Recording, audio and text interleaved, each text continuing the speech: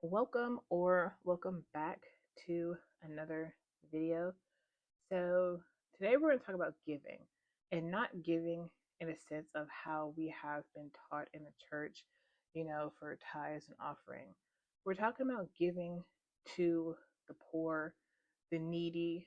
Um, we've always been commissioned, even from the beginning, by Yahweh that we are supposed to give to or help the foreigners, the travelers, the homeless, the fatherless children, and the widows, right?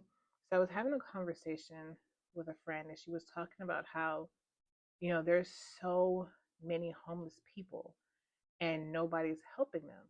The church is not helping them. Um, and I was explaining to her that Yahuwah commanded us to do a lot of things, but the Christian church, they don't follow those commands. They follow a completely different doctrine of how you're supposed to live a quote unquote Christian life that does not involve helping the homeless. Yes, they will have like community or volunteer projects here and there that they do record, right? To show other people that, hey, yes, we're out in the community, we're helping the community. But how often does that happen? So the last Sunday church that I attended, I did sign up to do volunteering at a local elementary school, and we cleaned the school, the classrooms, planted things, everything like that. But they only had that, I think, like once a year. And so I'm just like, y'all are out in the community. And it wasn't just the elementary school. There were different things that you could have signed up to do. They were like going to the nursing homes, homeless shelters, all the things like that, right? And that's only one day out of the year. So I'm like, the rest of the time, y'all not, you know, do anything.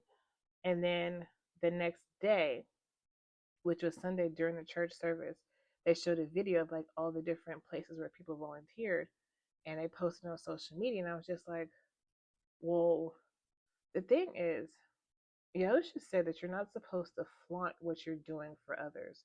You're not supposed to let the right hand know what the left is doing, or vice versa, however that saying goes. And it's just interesting that you do see a lot of that when people do go out and help the homeless, especially when we're talking about influencers. They have like a whole media team with them, recording them, taking pictures, and putting these homeless people on camera. It's like, do they even agree to that? Did they agree to be on camera, right? And this homeless person that they're helping, is that an actual homeless person, or is it just somebody who's acting or pretending to be homeless? When you are doing the will of Yah, it is only for him to see. Nobody else should see it. You shouldn't care if anyone else sees what you're doing. If you're doing the will of Yah, it's only for him.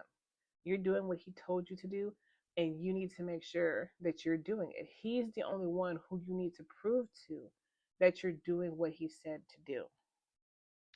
So the first scripture comes from Proverbs 11:24 through 26. There is one who scatters, yet increases more, right? He scatters, gives, serves, whatever, and he increases. And one who withholds more than is right, but it comes to poverty. So those who are stingy, those who do not give, those who have, right, a lot, but they don't give at all, right? They want to keep everything for themselves, like the rich man in the Bible, when Yahusha told that parable about the rich man who his fields had yielded so much. And he was like, what am I going to do with all this? I know I'll just, have a storehouse, right? I'll make bigger storehouses for all of my produce. And Yah told him, okay, you're going to die this night, though. So then what are you going to do with all of it? Right? It's kind of why we shouldn't have so much stuff to begin with. Because if you have all this stuff, what if Yah calls you to die that night, to give up the ghost that night, to give up your spirit that night? Then what are you going to do? What are you going to do with all that stuff? It's going to be there to rot, right? The generous being is enriched, and he who waters is also watered himself. So if you give to others, Yah will give to you. If you provide for others, Yah will provide for you. As you're watering other people, pouring into them, he will pour into you. The people who curse him who withholds grain, but blessing is on the head of him who sells it. Right? The people curse the person who withholds grain, but the person who sells what they have is blessed. It doesn't have to actually be like selling, it could be also just giving, you know. But don't be stingy with what you have, right? So 2 Corinthians 9:9 through 11. As it has been written, he scattered abroad, he gave to the poor, his righteousness remains forever. His righteousness remains forever.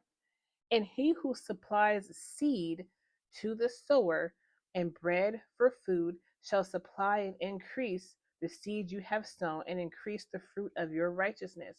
So this is talking about planting seeds in people, right? And it's planting seeds as far as like, giving them the word, helping them to kind of like understand, like give them little bits and pieces. But also, if you're giving to someone, they can take what you have given them and it can increase them. And so then y'all will increase them as well. You don't have to give them a whole lot, just a little bit. Like he says, plant the seed. Y'all will increase that seed for that person. It's not your job to do that. Just do what he has told you to do, right? And he who supplies seed to the sower and bread for food shall supply and increase the seed you have sown and increase the fruit of your righteousness, being enriched in every way for all simplicity, which works out thanksgiving to Elohim through us. To always give to people, whether it be giving the word, giving money, giving food, giving clothes, just what have you. Anytime I have extra money in my wallet and I see a person on the side of the road, I give the money. Now, that person may very well not actually be homeless, but I don't know that. I go into it ignorantly. I don't think to myself, like, oh, they probably have a car sitting around the corner, like a Mercedes or something. That's not for me to judge. I just give whatever I have. And prayerfully, whatever I give them, it increases, right? The goal is to increase them. Luke 19:8. But Zacchaeus stood up and said to the master, he's talking to Yahusha, look, master, I give half of my possessions to the poor, right? Half of everything he has, he gives to the poor. And if I have taken whatever from anyone by false accusation, so if he's taken something and he did not know that he was taking from someone else, I repay fourfold. I repent. I will repay what I have taken if it is accidental. And I did not know that. The thing is, people who are rich, they refuse to give to anybody else. They want to keep everything for themselves. They don't want to give. They're like, I worked for this, or I acquired all of this by myself. Nobody helped me. Why should I be helping someone else? That's what you're supposed to do. When Yah increases you, you are to give to others. You are to help others. You're not just supposed to keep it for yourself. The poor will always be with us. So if Yah has given you more, if he has increased what you have, therefore you are to help to increase others. That's what we're here for. That's part of loving your neighbor. Luke 6:38. Give, and it shall be given to you. A good measure, pressed down and shaken together, and running over, shall be put into your lap. For with the same measure with which you measure, it should be measured back to you. So how you give to other people is how Yah will give to you. If you give a little, he will give you a little, right? If you give a lot, you will give a lot. But also the same measure with which you measure is also talking about your heart and the intent behind it. So what you do to others is what Yah will do to you by the same measure. By the same measure, it will be measured back to you. So think about how you give, not just how much you're giving, but in what capacity are you giving? What are your intentions? What is your heart in that moment as you're giving? What is provoking you to give? Are you giving to someone just so Yah can give to you? Are you giving to someone just so Yah can increase you? Or are you doing it because you genuinely want to obey what he said to take care of the homeless, the fatherless children, and the widows? He's always looking at your heart posture. And you have to like take account into that. You have to self-examine everything that you do. What is the reason behind why you're doing it? Are you doing it for self gain? Are you doing it, just to get likes, to get views? Are you doing it to show people, like, hey, this is what I'm doing over here? Look at me. That's what the Pharisees and Sadducees did. And Yahusha said, do not be like the hypocrites, because that's what they do. They do it for show. They do it like out loud and proud so everybody can see what they're doing, that they're being righteous. But that's not what you should be doing. Giving should be done in private. And Yahusha said that. Acts 20:33-35. I have coveted no one's silver or gold or garments, and you yourselves know that these hands supplied my needs and for those who were with me. So I believe this is Shaul talking. And he says, all this I show you by laboring like this, that you ought to help the weak. You have to help those who are less fortunate than you. When it comes to doing the will of Yah, it involves you being a servant. You have to be a servant to other people, period. It doesn't matter how much money you have or how much money you don't have. You are to be a servant to other people, regardless. And remember the words of the Master Yahusha that he said, it is more blessed to give than to receive. It is better to give to people than to receive. I know a lot of times people will give to others and they expect something back in return. Like, it's people have this whole mindset that it's all about reciprocity, and it's really not. You should not be giving just to get something in return, whether it be from Yah or whether it be from other people. You should not be trying to get something back. You should be giving to give because you genuinely want to help the next person. You genuinely love your neighbor, right? Give. If you have it, give, right? And if you don't have it, there's other ways to give that don't involve money. Deuteronomy 15:10-11. You shall certainly give to him, and your heart should not be grieved when you give to him. Like I said, the intent. Because for this reason, Yahweh your Elohim does bless you in all your works and all to which you put your hand. He is the only person that you should be seeking approval from when you are giving. Because the poor one does not cease from the land. There's always going to be poor. There's always going to be homeless. Always, always. Yahusha said this. Now Yahuwah is saying this. He said it first. And then Yahusha said, there's always going to be the poor here, no matter what.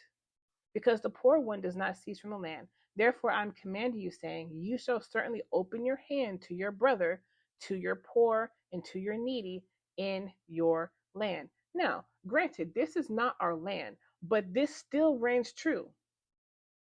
You are still to give to the less fortunate. You are still to help the less fortunate, right?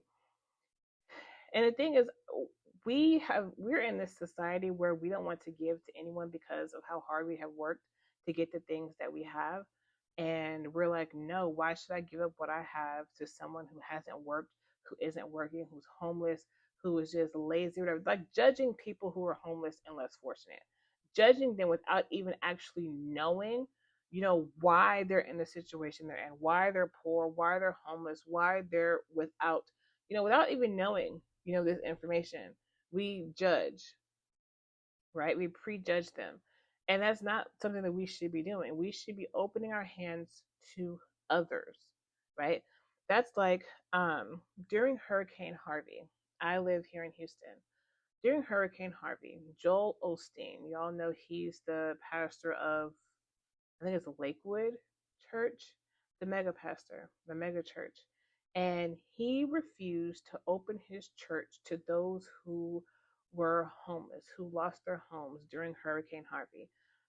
If you don't know, Hurricane Harvey was a very devastating flood in the Houston area, and he did not want to open the doors of his church. Now, granted, this man has a very large church, and there was plenty of room to house people, and he absolutely refused until he got backlash. And then he was like, he's getting all this flack for it. So he decided, okay, fine, I'll go ahead and open the doors of the church for people to come in. And it's just like, like the conversation I was having with my friend, she was like, the church is not helping the homeless. They're not. They don't care about the homeless. These pastors don't care about the homeless. All they care about is making sure that the congregation pays their tithes and their offering so they can continue to live in their big fancy house and drive their $100,000 car and have their nice suits and shoes and clothes and take their vacations and all these different types of things. It's not for the betterment of the community. It's not for the betterment of the congregation. They are all about self. They're all about increasing their money. Because if you look at it, a lot of these pastors don't have jobs. They don't have like regular jobs or anything like that. No. All of their money that they get paid comes from the congregation, right? They'll still put it as like, oh, it's a building fund. Oh, it's we're raising money for this ministry and that ministry. Do you ever see the ministry that they're raising money for? I guarantee that you do not, right? 2 Corinthians 9, 6 through 8. In this, he who sows sparingly shall also reap sparingly. So if you are just, doing bare minimum, you will reap bare minimum. And that's not where you want to be. And he who sows on blessing shall also reap on blessing. Let each one give as he purposes in his heart, not of grief or of necessity, for Elohim loves a joyous giver.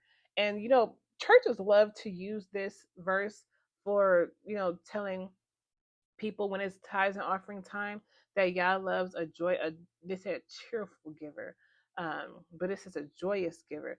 This is not talking about tithes and offering. This is talking about how you are supposed to give to other people, how you're supposed to help other people. And Elohim is able to make all favor overflow towards you, that you always having all you need in every way, have plenty for every good work.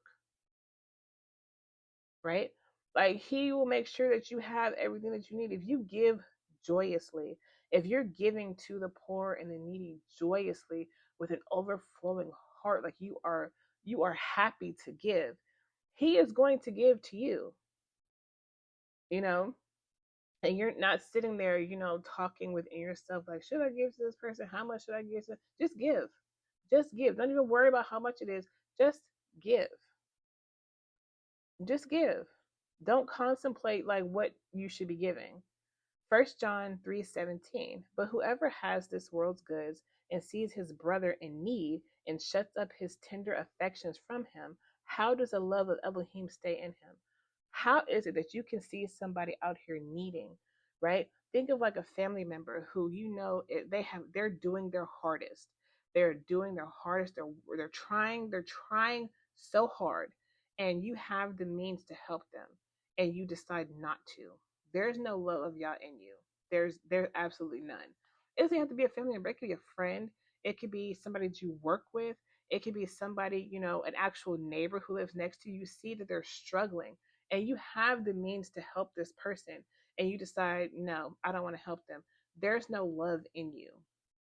There's no love of Yah in you, and you do not love your neighbor if that is how you feel. You see someone struggling and you're just like, I'm not going to help them. It doesn't have to be money. Like you see them trying to, I don't know, lift something heavy, and they're really struggling to do it, but you're like, I'm not going to help them. Why? Why? If you see someone struggling to do something, struggling to make ends meet, struggling to keep food on the table, and you have the means to do it, and you don't do it, that's going to come back and bite you. Because come judgment day, God's going to be like, why'd you do that? Why didn't you help them? Why didn't you give them what they needed? I gave to you. I made sure that you were provided for.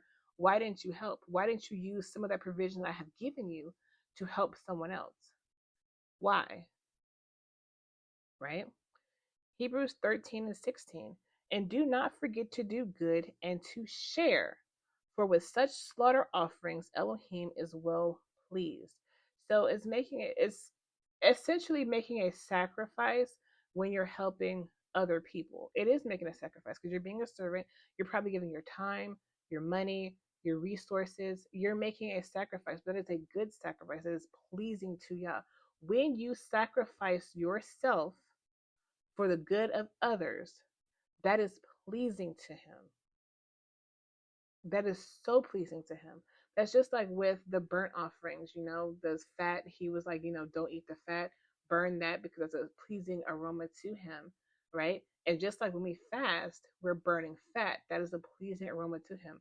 Anytime we sacrifice ourselves, that is pleasing to him. That pleases Yah when we sacrifice something that he has provided us with. Yeah, he doesn't just provide for us just to sustain us and us alone. He blesses us and we should be a blessing to other people. And I've said this before in conversations with other people, is that when God gives you a blessing, not all the time is that blessing just for you. If Yah gives you a word or a dream, 9 times out of 10, that word, that dream is not just for you. That is for someone else. He may not tell you who it's for, but eventually you'll figure it out. You will figure it out. And that's why, I have begun to share my dreams on here, because a lot of my dreams, I'm just like, this dream has nothing to do with me, but I know that it is for somebody else. So as he provides for you, sacrifice some of that and provide for somebody else. Proverbs 19:17, he who shows favor to the poor lends to Yahuwah, and he repays his deed. So anything that you have sacrificed, Yah will repay you for that. And sometimes tenfold. It'll be greatly increased. He will pay you more than what you sacrificed. But the thing is not to think of it like that, like, oh, I'm going to sacrifice this thing, I'm going to give this thing, and Yah's going to bless me with 10 times more. No, just do it because you're supposed to, not because he's going to bless you or just to get the blessing. Give. Be a cheerful giver. 1 Timothy 6:17-19. Charge those who are rich in this present age not to be high-minded, nor to trust in the uncertainty of riches, because at any given time you could lose everything. Think of Job.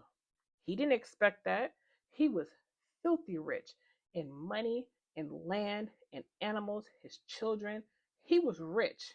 And what happened? All of it was taken away from him suddenly, right? Don't put your trust in riches because it's uncertain.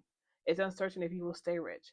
But in the living Elohim, who gives us richly all for enjoyment, to do good, to be rich in good works, to be generous, ready to share, storing up for themselves a good foundation for the time to come, so that they lay hold on everlasting life. So when you're giving to other people, you are storing up treasures in heaven, meaning that the new city and the new earth where you will reside in eternity, for those whose names are in the book of life, you're storing up your place in that kingdom.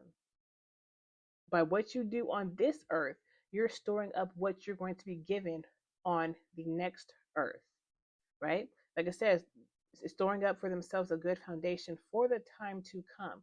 You also have to have a firm foundation, because when it comes to the tribulation, depending on how you lived your life, that will also kind of determine how well you survive, if you survive through the tribulation, if Yah is going to protect you, right?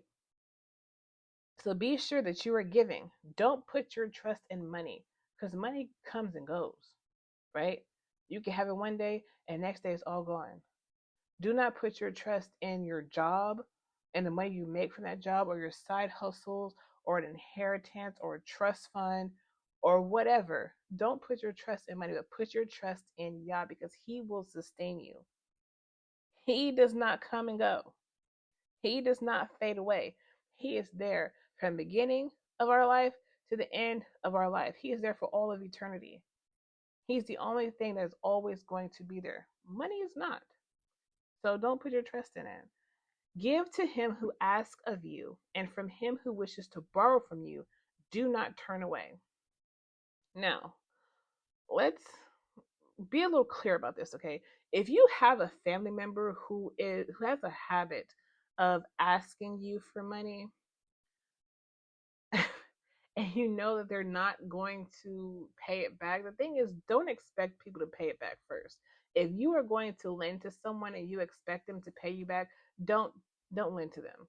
But if you have this person in your life who's continuously asking for money, give to them. Just do it. Just do it. If you have it. If you have it, just do it. Don't contend with them. Don't have an attitude. Don't be like, you just borrowed like $5 last week. Don't, just continue to give. Continue to give because you will be blessed, right? And eventually that person is going to be blessed as well.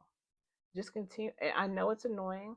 I know it's like, it will get on your nerves. I know it will aggravate you. Just do it. Just do it. If someone asks something from you, for food, uh, for some clothes, just give it. Just do it. Don't even think about it. Don't hesitate. Don't contemplate. Do it. Just do it. Do not turn away from them. You know, just do it. That's like if you're going inside of a restaurant, there's a homeless person outside, and they're like, "Hey, do you have some money?" You don't necessarily have to give them money, but you can be like, "Hey, I will go in here and you come in with me and I'll buy a meal for you, but I'm not just going to give you money." Especially if you don't have like loose change or anything like that. If you don't have like cash on you, you can do it like that as well. But there's different ways that you can give.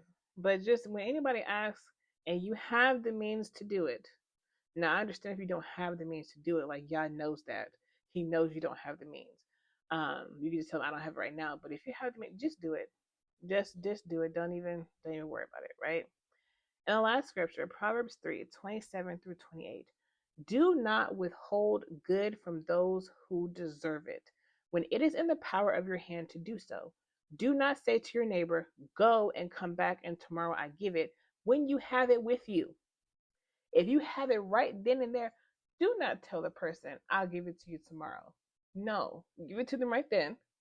Whatever it is that they're asking for, give it to them right then. People have a habit of like, let me think about it and I'll, do it tomorrow, or I'll, bring it tomorrow.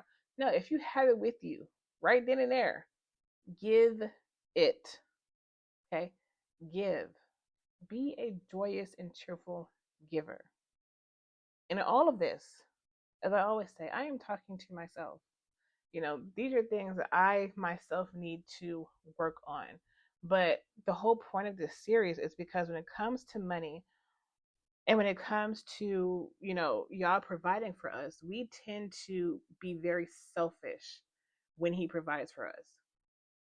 And we don't want to give to other people. We don't want to do that. Because for what? What I want to do that for? But give. Give and you will be blessed. But don't give just to be blessed. Amen.